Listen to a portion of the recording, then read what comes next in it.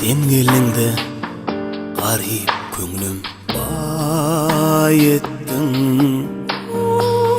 Yöne näme üçindir?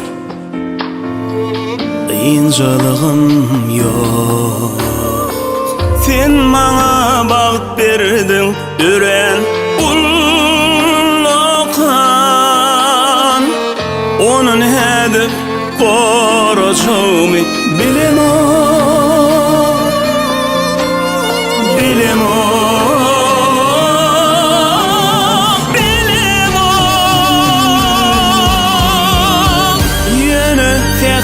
Fekir bağıtamı öpüp görgen özümü senin gözümde. Erkan yolla yatan daş del ekenim,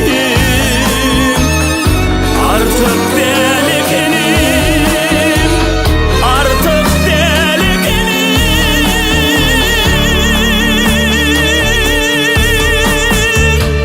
Yerim yüzüne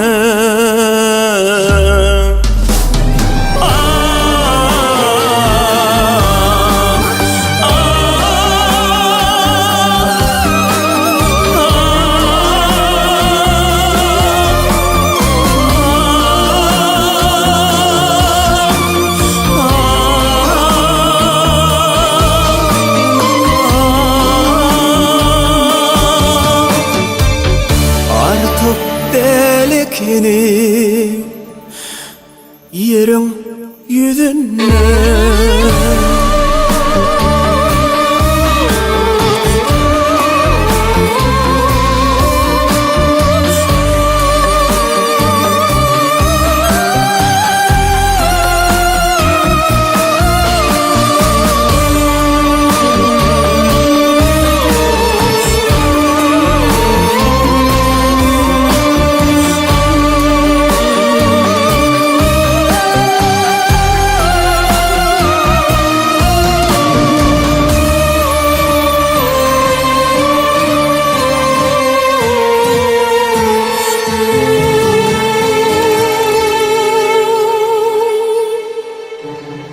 Her hal yolla yatan daş del ekenim, artık del ekenim, yerim yüzüne.